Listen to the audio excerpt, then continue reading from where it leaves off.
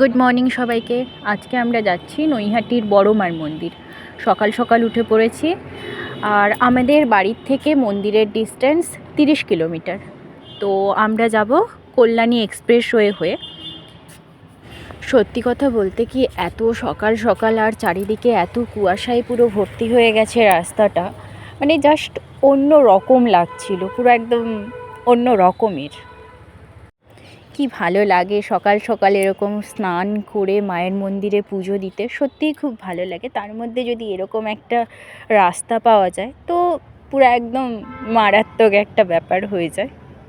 আর যেই ভদ্রলোককে দেখলে পুরো শান্ত হয়ে কোলের মধ্যে বসে রয়েছে, ও শান্ত হয়ে শুধুমাত্র বোধহয় ভিডিওটা স্টার্ট করেছিলাম বলে ও শান্ত হয়ে বসছিল, ব্যাপারটাকে বোঝার চেষ্টা করছিল, কিন্তু তারপরে আর ভিডিও কোনো রকমে আমাকে করতে দিয়েছিল। যাই হোক, শুধু তোমরা জাস্ট রাস্তাটা দেখো, মানে অসাধারণ। আর তোমরা কে কে এই রাস্তা দিয়ে মায়ের মন্দিরে গেছো অবশ্যই আমাকে কমেন্টে জানিও। অ্যাকচুয়ালি আমরা এই রাস্তা হয়ে যাচ্ছি, মানে আমরা ট্রেনে যাচ্ছি না, আমাদের গাড়িতেই যাচ্ছে।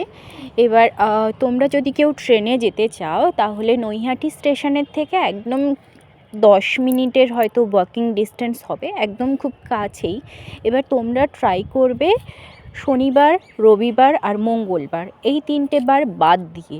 কারণ আমরা একবার কি করেছিলাম, মাঝে রবিবার গেছিলাম, তো সেদিন বিশাল লাইন, মানে মারাত্মক লাইন যেটাকে বলে, 4 ঘন্টা মতো লাইনে দাঁড়িয়ে থাকতে বলেছিল। তো আমাদের পক্ষে ওটা পসিবল হয়নি 4 ঘন্টা লাইনে দাঁড়িয়ে থাকা। তো ওই জন্য আমাদেরকে ওখানেই বললো যে তাহলে তোমরা একটা কাজ করো, তোমরা অন্য কোনো বারে এসো। তাই আজকে আবার আমরা মায়ের উদ্দেশ্যে রওনা দিচ্ছি। দেখা যাক মা আমাদেরকে দর্শন দেয় কিনা। এটাও সত্যি কথা, বলে কিনা মা যদি চায় তাহলে মায়ের দেখা পাবো, যদি না চায় তাহলে দেখা পাবো না।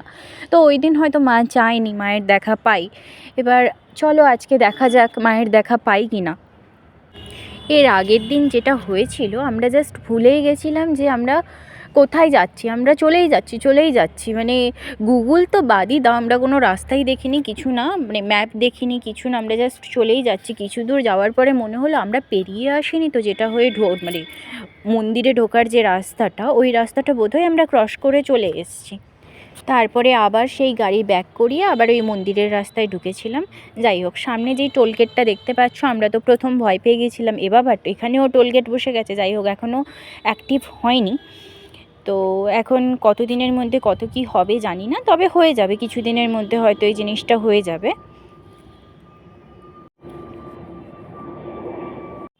টোলগেটটা পেরোনোর জাস্ট কিছু দূর বাদে আমাদেরকে লেফট সাইডে যেতে হবে।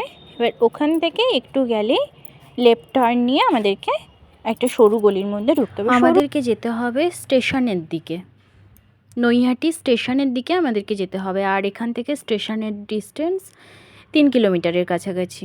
ওখান থেকে আরও গুগল দেখাচ্ছে 3.5 কিলোমিটার আমাদেরকে যেতে হবে ভেতরে। তো দেখা যাক কতটা কি হয়।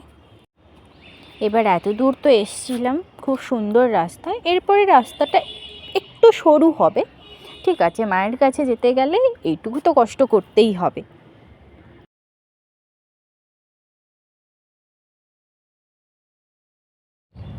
আমরা মায়ের মন্দিরে পৌঁছে গেছি। মন্দিরে এখনও ঢুকিনি, এখন গাড়িটাকে পার্কিংয়ে রেখে, পুরো একদম গঙ্গার সাইডে গাড়িটাকে পার্কিংয়ে রেখে এবার আমরা মন্দিরে যাব। জুতো টুতো সব গাড়ির মধ্যে খুলে মন্দিরে যাব। মন্দিরের সামনেই অনেক দোকান আছে, ওখান থেকে ফুল মালা সব কিছু নিয়ে নেব। এই ভদ্রলোক একটু ঘুমিয়ে পড়েছিল, ঘুম থেকে উঠেই দেখে এরকম একটা জায়গা, ব্যাপারটাকে বোঝার চেষ্টা করছিল যে কোথায় এলাম। যাই হোক, ভদ্রলোক এখন পাপার কোলে চেপে এখন যাচ্ছে মায়ের কাছে।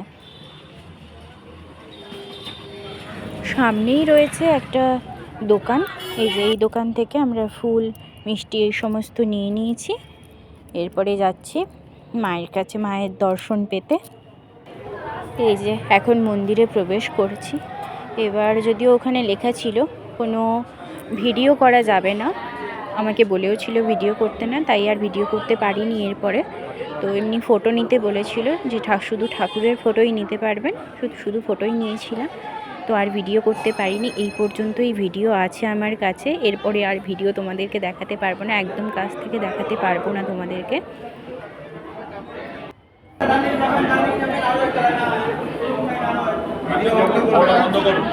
এই যে মায়ের একটা স্টিল ফটো তুলেছি, সত্যি বলছি মন ভরে যাবে। মানে এত সুন্দরভাবে পুজো দিয়েছি না, ওইরকমভাবে মনে হয় ওই অন্য বারে এলে, মানে ওই শনিবার রবিবার মঙ্গলবার আসলে বোধহয় এত সুন্দরভাবে আমাদের পুজো দেওয়া হতো না।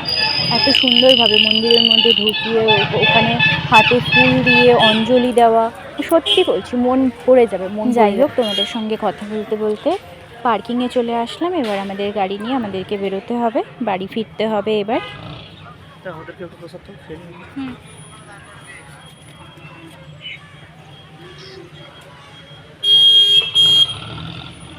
বাবাইকে রাখো, রাখো বাবাইকে রাখো, বাবাইকে রাখো। কি হলো? হ্যাঁ থাক, এটা থাক, এটা থাক। তুমি বাবাইকে রাখো।